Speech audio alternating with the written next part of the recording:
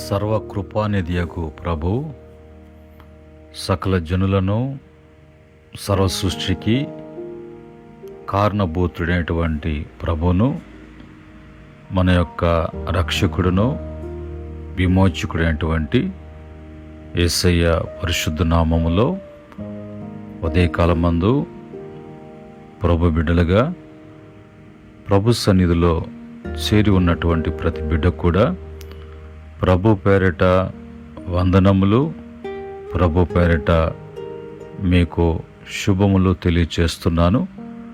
అలాగనే ఈ యొక్క సర్వశక్తిమంతుని యొక్క కృపా పరిచయల ద్వారా కూడా మీ అందరూ కూడా సర్వశుభములు తెలియచేస్తున్నాను. ప్రియమైన దేవుని బిడ్డలారా, ఈ ఉదయకాలం మందు దేవుని యొక్క కృపా వాక్య ధ్యానములలోకి వెళ్ళటానికి ముందుగా ప్రభువు ఇచ్చినటువంటి వాక్యాన్ని మనం చదువుకొని వాక్యమును ప్రార్థనాపూర్వకంగా వాక్యమును మనం ధ్యానం చేద్దాం. కీర్తన 94వ కీర్తన 18వ చరణములో ఉన్నటువంటి మాటని చదువుకొని ప్రార్థనాపూర్వకంగా వాక్యమును మనం ధ్యానం చేద్దాం.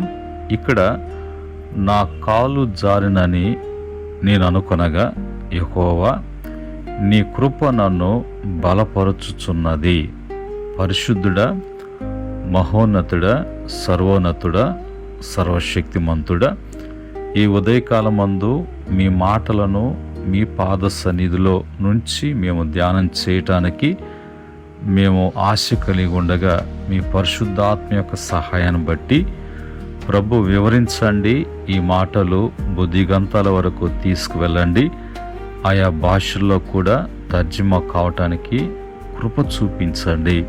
ప్రతి బిడ్డ కూడా రక్షించటానికి, ప్రతి బిడ్డ కూడా బాగుపడటానికి, ప్రతి బిడ్డ కూడా స్థిరపరచబడటానికి, ప్రతి బిడ్డ కూడా నిత్య జీవానికి ప్రవేశించటానికి ఆ సిద్ధపాట్లో ఏర్పాట్లో ఉండటానికి మీ సహాయము అందించమని యేసుక్రీస్తు నామములో అడిగి వేడుకుంటున్నాము తండ్రి, ఆమెన్. ప్రియమైన దేవుని బిడ్డలారా, ఈ సమయంలో మనము చదువుకున్నటువంటి మాటల ప్రకారంగా ఇక్కడ భక్తుడు అతను ఉన్నటువంటి స్థితి ఏమిటో, పరిస్థితి ఏంటో, పరిస్థితుల ప్రభావము అతన్ని ఏ స్థితికి దిగజారేటట్లుగా, ఏ విధంగా జారి పడిపోయేటువంటి అనుభవంలోకి తీసుకుని వచ్చినట్లుగా, ఆ సమయంలో ఏ సహాయము ఎక్కడి నుంచి వస్తుందో, ఎవరు నన్ను ఆదుకుంటారో అన్నటువంటి ఎదురు చూపులో చూడలేదు. కానీ ఆ సమయంలో నాకు సహాయకుడు, నాకు సహకరించేటువంటి వాడు, తిరిగి నన్ను లేవనెత్తగలిగినటువంటి వాడు, ఇలాంటి పరిస్థితుల్లో చూపించేటువంటి ఆయన కృప, ఆ కృప కృపను బట్టి, కృప ద్వారా ఎలాగా నన్ను బలపరుస్తాడో, ఎలాగ నేను బలపరచబడతానో అన్నటువంటి అనుభవాన్ని కీర్తనాకారుడు ఈ కీర్తన ద్వారా మనకు తెలియచేస్తున్నట్లుగా, ఈ కీర్తన ద్వారా మనకు తెలియపరుస్తున్నట్టుగా, ఇలాంటి అనుభవాల్లో ఉన్నటువంటి వారు కూడా వారు ధైర్యము తెచ్చుకోవటానికి, తిరిగి ప్రభును బట్టి, ప్రభు చేత, ప్రభు వలన కృపను బట్టి బలపరచబడటానికి ఒక ధైర్యపరిచేటువంటి, ఒక ప్రోత్సాహకరమైనటువంటి అనుభవంలోకి మనం వెళ్ళటానికి ఈ మాటలు ఉదయకాలమందు ప్రభు మనకు వ్రాయించి మనతో మాట్లాడటానికి ప్రభు ఇష్టపడుతూ ఉన్నారు. ఇక్కడ లోతైనటువంటి అధ్యాయంలోకి మనం వెళ్ళినప్పుడు, నా కాలు జారినని నేను అనుకునగా యెహోవా నీ కృప నన్ను బలపరుచుచున్నది అన్న మాట ప్రకారంగా, ఇక్కడ ఈ వచనము కేవలము దావీదు వ్యక్తిగత అనుభవం మాత్రమే కాదు, దేవుని మీద ఆధారపడే ప్రతి విశ్వాసి జీవితానికి ఇది ఒక సాక్ష్యముగా, అతనిది సాక్ష్య జీవితంగా మనిషి తన బలాన్ని నమ్మినప్పుడు పడిపోవచ్చు ఏమో, కానీ దేవుని కృపను నమ్మినవాడు ఎప్పుడు కూడా పడిపోడు, నిలబడతాడు అనేటువంటి భావనతో మనకు వాక్యము మాట్లాడుతున్నటువంటి, మనల్ని ధైర్యపరుస్తున్నటువంటి మాటలు. ఈ వచనము మనకు ఒక గొప్ప సత్యాన్ని నేర్పిస్తున్నట్లుగా, నేర్చుకునేటట్లుగా మనకు కనిపిస్తున్నది. ఆ విధంగా మనకు చూపిస్తున్నటువంటి అనుభవం. మన బలహీనత దేవుని కృపకు అవకాశం.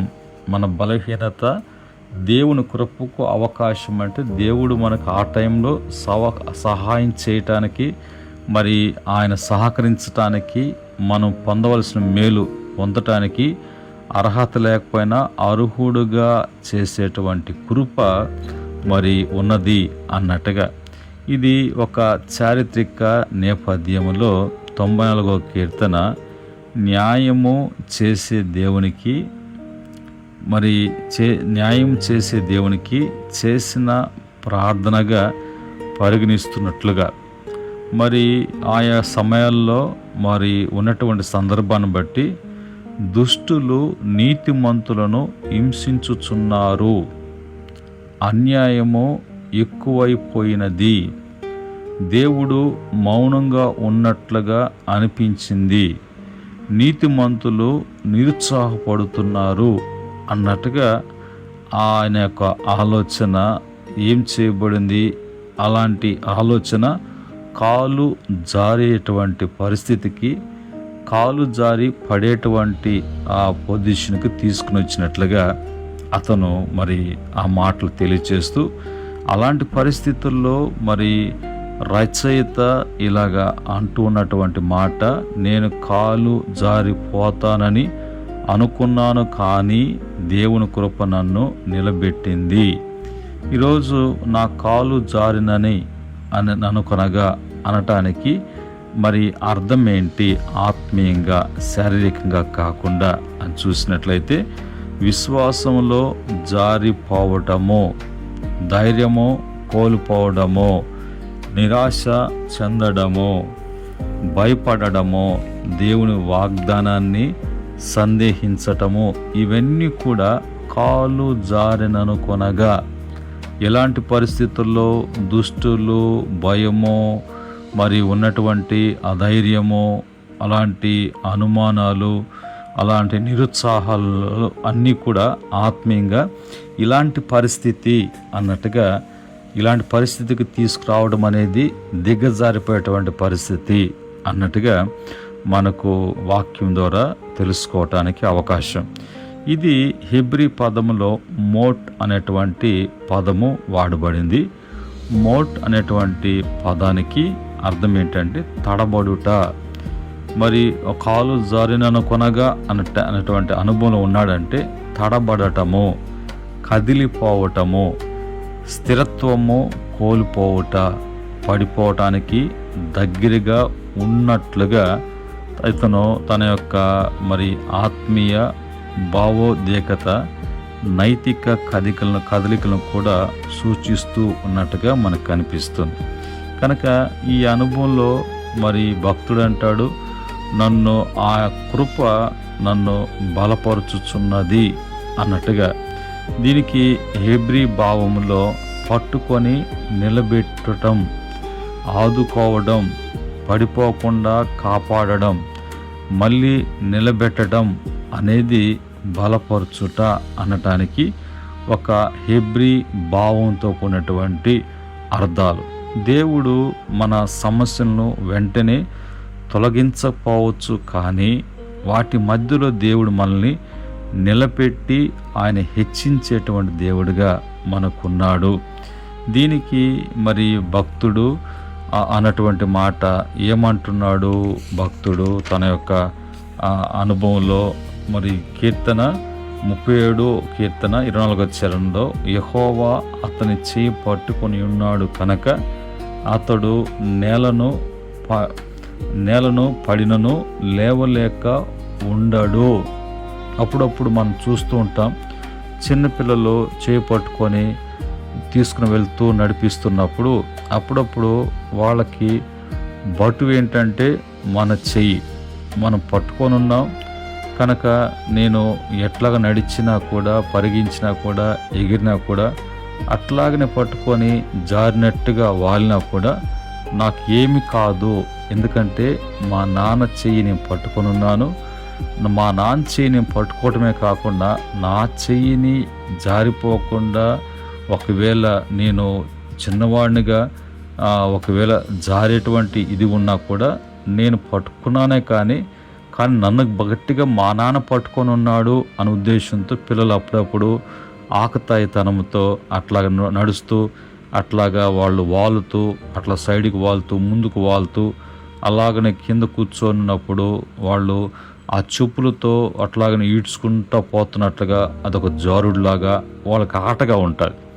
అయితే ఇక్కడ కూడా అనుభవంలో ఏమంటాడంటే, అతను నేల పడినట్లుగా ఉన్నా, అతను దేవుని చెయ్య అతను పట్టుకున్నట్లుగా ఉన్నా, దేవుడు మాత్రం అతను చేయి పట్టుకున్నాడు కాబట్టి అతను లేవలేకుండా ఉండేటువంటి పరిస్థితి కాదు. అతను లేవటానికి దేవుడు అతను చేయి పట్టుకొని అలాగ కృంగకుండా, అలాగ జారకుండా, అలాంటి ఆత్మీయ స్థితిలో పడిపోకుండా ఆయన లేవనెత్తేటువంటి దేవుడిగా మనకున్నాడు అనే విషయాన్ని మనకు ఈ యొక్క వాక్యంలో నుంచి అర్థభావాలు, జీవితానికి అన్వయింపు, ఇది మన జీవితంలోకి ఎలాగా అన్వయించుకోవాలి, ఎలాగా అప్లికేషన్ చేసుకోవాలి అంటే, సమస్యలు వచ్చినప్పుడు దేవుణ్ణి వదలకుండా ఉండాలి. ప్రార్థనను కొనసాగించాల్సిందే కానీ ఆపకూడదు. దేవుని వాక్యాన్ని గట్టిగా మనము పట్టుకోవాలి. కృప మీద ఆధారపడాలి కానీ వేరొక వాటి మీద ఆధారపడకూడదు. జారిపోవడం మరి అంతం కాదు, దేవుడు మళ్ళీ నిలబెడతాడు అనే విషయాన్ని మనకు తెలియాలి. కనుక ఈరోజు మనము మన జీవితాలలో జారిపోయేటువంటి కాళ్ళను దేవుని కృప స్థిరపరుస్తుంది అనేటువంటి ధైర్యము మనకు కలగాలి. మన బలహీనత ముగిసే చోట దేవుని శక్తి కనిపిస్తుంది అని మనకి తెలియాలి. దేవుడు పడిపోయే వారిని మాత్రమే కాకుండా, పడిపోని వారిని మాత్రమే కాకుండా పడిపోయిన వారిని కూడా లేపుతాడు దేవుడు అనే గ్రహింపు, ఆలోచన రావాలి. దేవుని కృప గత వైఫల్యాన్ని భవిష్యత్తు సాక్ష్యముగా మారుస్తుంది. కృప అనేది అర్హత ఉన్నవారికి ఇచ్చే బహుమతి కాదు, అవసరములో ఉన్నవారికి దేవుడిచ్చేటువంటి వరము అనేది మరి కృప. కనుక ఈ మాటను బట్టి జారిపోతున్నటువంటి మరి పరిస్థితిలో ఉన్నాను అని ఆ పరిస్థితిని చూడటం కాదు, కానీ దేవుడు నీ చేయి పట్టుకొని ఉన్నాడు అన్నట్టుగా నీవు ఆ పరిస్థితుల్లో దేవుని వైపు మరి చూసేటువంటి వారుగా, దేవుని యొక్క మేలు పొందుకునేటువంటి వారుగా ప్రభు యొక్క సహాయము మీకు అందరూ కూడా అందించబడునుగాక. ఇటు స్థితిలో ప్రభు ప్రతి ఒక్కరు కూడా బలపరచునుగాక. ప్రార్థన. కృపగల తండ్రి, పరిశుద్ధుడా, మహోన్నతుడా, సర్వోన్నతుడా, సర్వశక్తిమంతుడా, ఉదయకాలమందు మీ మాటలను బట్టి బలపరిచి, ధైర్యపరిచి, నాయన ప్రోత్సహించి, మా జీవితంలో ఎప్పుడు కూడా మేము దిగజారే స్థితి కాదు, కానీ కృపను బట్టి బలపరచబడి నిలబెట్టబడేటువంటి వారంగా ఉన్నామని, అది కేవలం మీ వలనే అని మేము తెలుసుకోవటానికి మీరు అనేక విషయాల గుండా, అనేక మరి అనుభవాల గుండా మాకు నేర్పించినటువంటి మాటలను బట్టి, ఆ విధంగా ధైర్యపరిచినటువంటి మీ మాటలను బట్టి స్తుతిస్తున్నాం. ఉదయకాలం మందు బిడ్డలు వింటూ ఉన్నారు తండ్రి. బిడ్డలను కనికరించి ఎక్కడ జారిపోయారో, ఏ స్థితిలో జారిపోయారో, ఎందుకు జారిపోయారో తిరిగి వాళ్ళని నీ కృపతో జ్ఞాపకం చేసుకొని లేవనెత్తి బలపరచి స్థిరపరిచి నీ మహిమ కొరకు వారిని ప్రభువా నిలబెట్టమని, వాడుకోమని, సాక్షిగా ఉంచమని యేసుక్రీస్తు నామములో అడిగి వేడుకుంటున్నాము తండ్రి. ఆమేన్. పరమ తండ్రి దేవుని ప్రేమ, కృప, సమాధానం ఈ మాటలు వింటున్న బిడ్డలకును, ఆ విధముగా జీవితాన్ని సరి చేసుకుంటున్న బిడలకును సకల పరిశుద్ధులకును ఆయన దాసులకును సదా తోడే ఉండి నడిపించునుగాక. దైవాశీస్సులు మీకు కలుగునుగాక. ఆమేన్.